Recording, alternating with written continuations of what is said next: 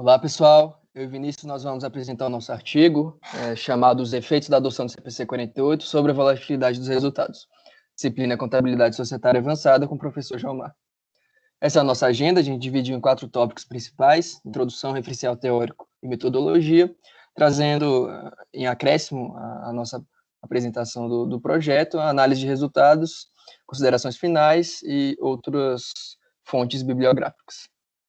Como contextualização e caracterização do problema, nós temos o pano de fundo da discussão, da escolha da base de mensuração, que é uma discussão que a pesquisa contábil se debruça há bastante tempo, e ela é relevante justamente porque ela traz impactos na característica qualitativa e como aquela informação vai ser percebida pelo usuário.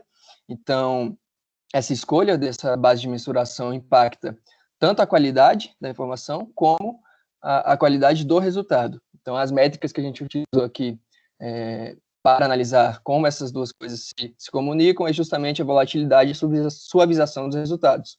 E o contexto dessas duas atrelações é justamente o contexto de mudança do CPC 48, substituindo o CPC 38 no âmbito dos instrumentos financeiros.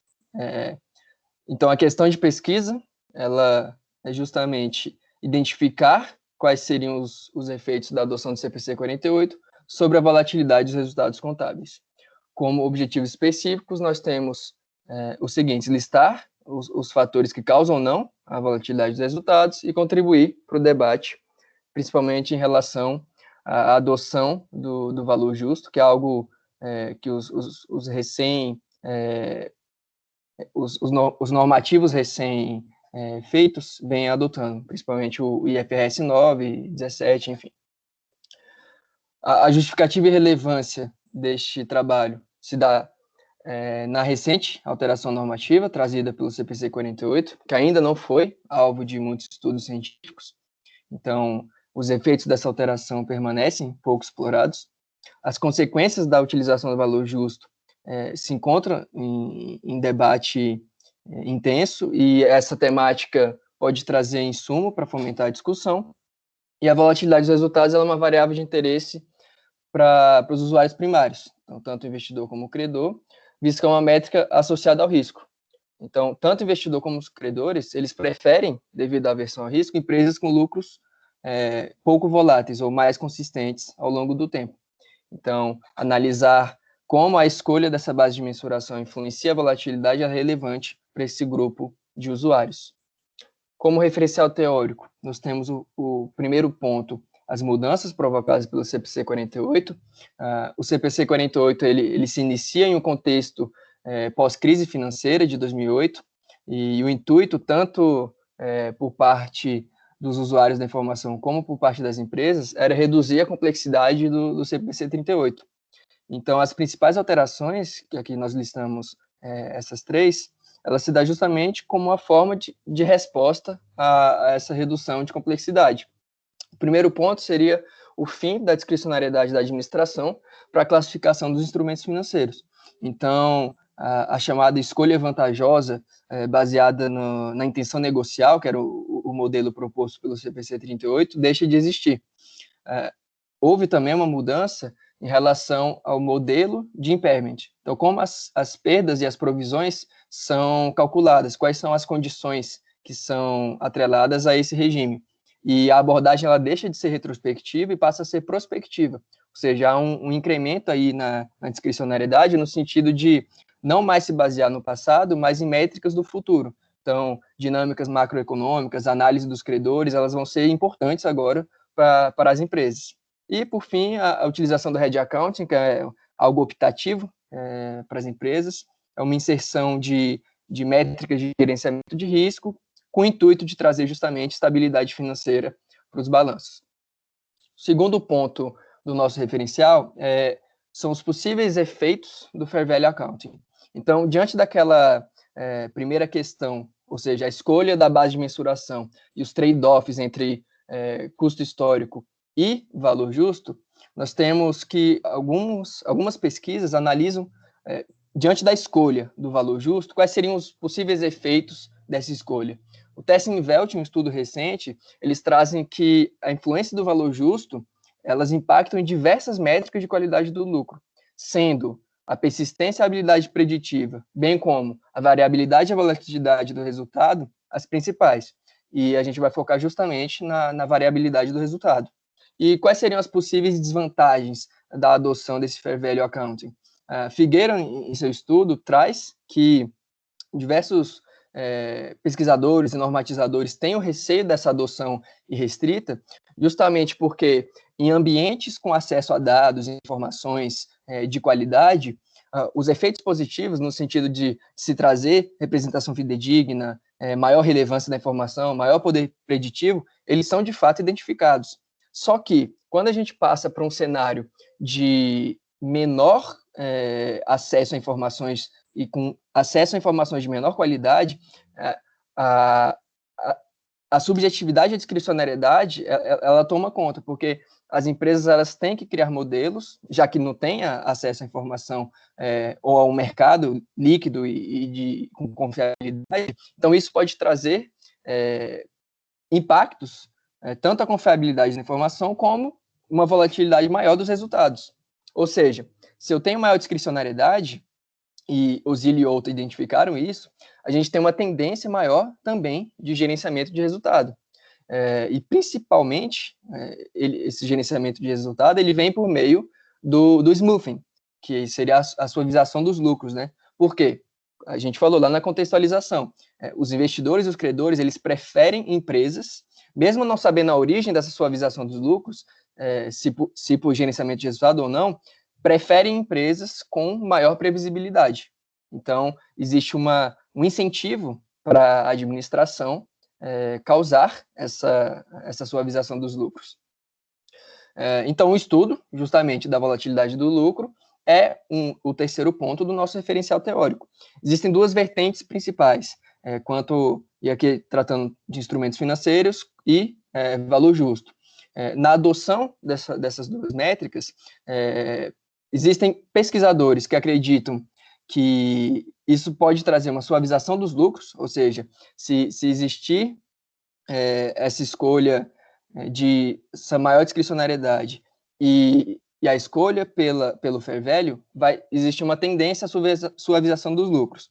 Existe, porém, outra vertente, que é a que diz que vai ocorrer um aumento da volatilidade no balanço, o chamado efeito procíclico, que é isso, ele vai meio que aumentar as extremidades. Então, o efeito cíclico da economia, quando a economia está positiva, aquecida, o balanço vai vir mais aquecido, e vice-versa. E a gente trouxe os três principais modelos de estudos que a gente se baseou, o Barth, Lenzman e Wallen, que é um estudo seminal sobre a associação do valor justo e como isso afeta a volatilidade dos resultados, o estudo do Du, Su e Alves, que é um estudo internacional que analisa, agora no contexto da IAS 39, como a IAS 39 e a escolha e as suas características, né, na verdade, como ativo financeiro, em virtude da variação a valor justo, impacta no acréscimo de volatilidade. Já Figueira e Ambrosini, no estudo mais recente, e num contexto brasileiro, eles utilizam esse estudo seminal do Barth, Lenzman e Wallen para captar volatilidade no cenário nacional. E eles identificam justamente o contrário do achado por Dusso e Alves. Então, eles identificam no cenário brasileiro uma suavização dos resultados. Só que, quando a gente pega esse preceito do Tessin-Welt, que o uso do valor justo induz uma maior variabilidade de resultados se comparado ao curso histórico, quando a gente traz isso para o contexto das mudanças do IFRS 9, quais sejam? Essas são as duas principais mudanças que impactam tanto no resultado como na discricionariedade da administração. Quais sejam? A diminuição da discricionariedade na classificação dos instrumentos. A gente parte, então, de um modelo de intenção negocial para um modelo que ele é, de certa forma, mais objetivo, e há um aumento de discricionariedade no cálculo do impairment, vide o novo modelo de perdas esperadas. Então, a gente sai de um modelo de perdas incorridas, em que havia ali um período muito grande sem reconhecimento de de provisões, até que eles chamavam de algo chamado too little too late, ou seja, você reconhecia muito pouco e quando você reconhecia era tarde demais. Esses dois impactos principais da IFRS 9, como é que eles impactam a volatilidade dos resultados? E é isso que a nossa metodologia e a nossa análise de empresas vai tentar responder, e o Vinícius vai explicar para a gente. Obrigado. Bom, olá a todos. Em continuidade à contextualização que o Yuri abordou, nós optamos por utilizar o modelo de Durrisu e Alves, em 2012, né, em que ele utiliza uma regressão linear múltipla, colocando como variável dependente do modelo essa volatilidade, e como variáveis independentes as variáveis aqui especificadas, porém, na época do trabalho dele, não era o CPC 48, né, por óbvio, salvo engano, era o IAS 32. Nesse sentido, com as adaptações ao nosso contexto, o nosso modelo ficou, né, conforme representado dessa forma, sendo que a volatilidade ela é captada pelos desvios das observações, né, do lucro em relação à média amostral da empresa no período T. A gente calculou essa média em relação ao ano, como utilizamos dados trimestrais, então pegamos a variação de empresa em empresa pelo trimestre e calculamos o seu desvio em relação à média do ano, tá?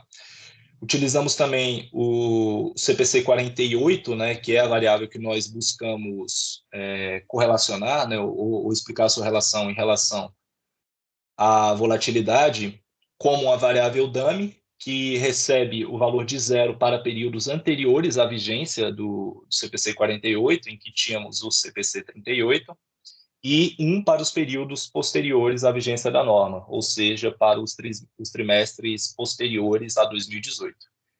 As variáveis de controle utilizadas são o retorno dos ativos, né, que é medido pela divisão entre o resultado líquido e o ativo total, o tamanho da empresa, que utilizamos o logaritmo natural do valor de mercado, e o grau de alavancagem financeira. E, por fim, temos também aí os parâmetros e o erro do modelo. Pode passar. Bom, a amostra do nosso trabalho contempla as empresas de capital aberto listadas na B3. Realizamos algumas exclusões, né, a exemplo das instituições financeiras, das seguradoras e outros setores que contam com uma regulação própria e, portanto, poderiam trazer dados pouco comparáveis. Além disso, excluímos as empresas que não publicaram demonstrações financeiras para todos os períodos. Isto é, se eventualmente alguma empresa não emitiu demonstração em 2011, por exemplo, nós a excluímos da amostra, né? Então, só selecionamos aquelas empresas que publicaram em sua completude os 10 anos analisados. Como eu disse também, nós utilizamos dados trimestrais, então totalizou-se 40 trimestres, né? São 10 anos, 40 trimestres. 28 desses 40 trimestres figuraram sob a égide do CPC 38, do primeiro trimestre de 2011 ao quarto trimestre de 2017, e 12 referentes à vigência do CPC 48, que corresponde ao primeiro trimestre de 2018 ao quarto trimestre de 2020. A base de dados utilizada foi a Economática. Nós tivemos uma seleção inicial de 390 empresas, mas com as exclusões que eu tratei anteriormente, a nossa seleção final ficou em 222 empresas, com 8.880 observações. Essas observações são calculadas pela simples multiplicação do total de empresas pela quantidade de trimestres. Bom, os resultados, em um primeiro momento, a gente teve um cuidado em testar, né, essa qualidade da regressão.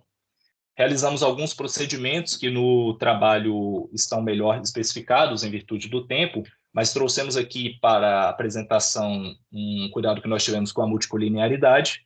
Realizamos um teste de correlação entre as variáveis, né, independentes do modelo, e conforme vocês podem ver na tabela listada em um primeiro momento aqui, nós não temos nenhuma relação muito forte entre as variáveis dependentes. Veja que não há nada próximo do valor de 1, que seria o indicativo de uma colinearidade perfeita entre essas variáveis.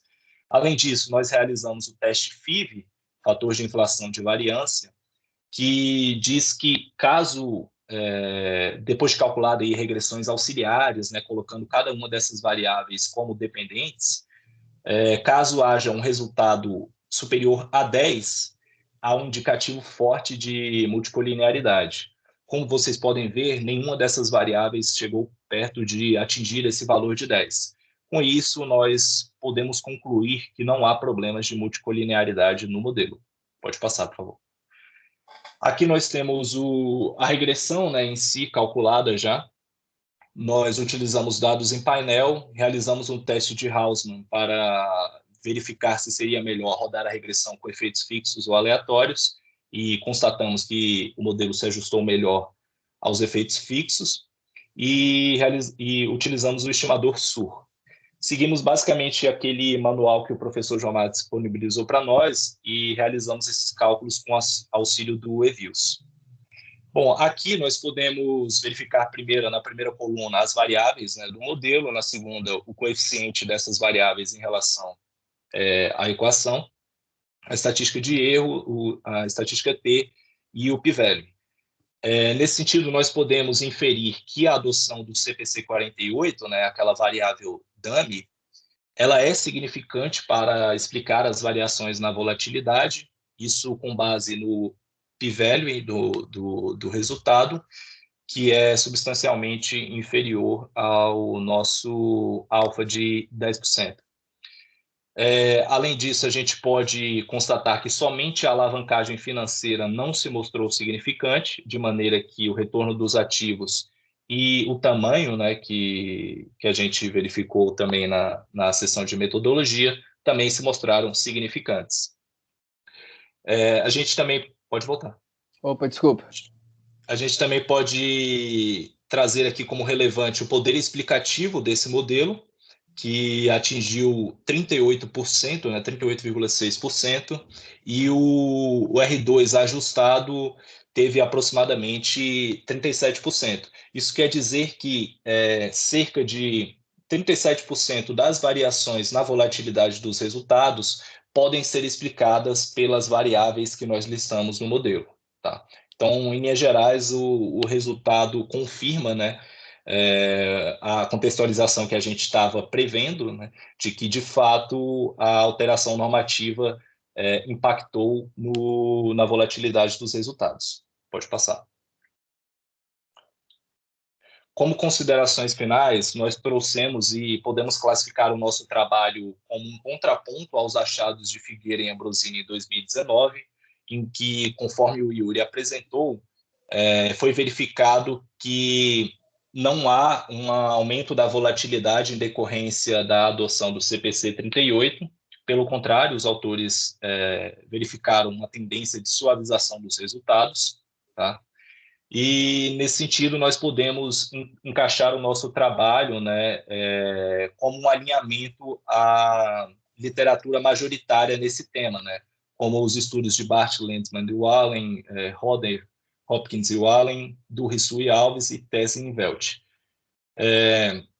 Como eu disse, como eu tratei anteriormente, a gente acaba confirmando, né, essa expectativa de aumento da volatilidade, e certamente isso é feito com base nas expectativas, né, nas especificidades que o Yuri tratou, que poderiam potencialmente aumentar essa volatilidade. Como limitação do trabalho, a gente lista aqui que não descartamos os demonstrativos contábeis que foram emitidos durante a pandemia, em 2020, e, como bem sabemos, esse cenário pandêmico causou um aumento da turbulência, né, nos mercados, o que, por conseguinte, pode contribuir para explicar, né, parte dessa variabilidade dos resultados. Sugerimos, então, como futuros estudos, uma análise de se o normativo que vem sendo desenvolvido pelo Banco Central, que trata de uma aproximação com o IFRS 9, tem resultados semelhantes aos de uma aplicação pura do próprio IFRS 9. Por fim, apresento as referências do nosso trabalho e agradeço as contribuições. Obrigado, pessoal, e até segunda.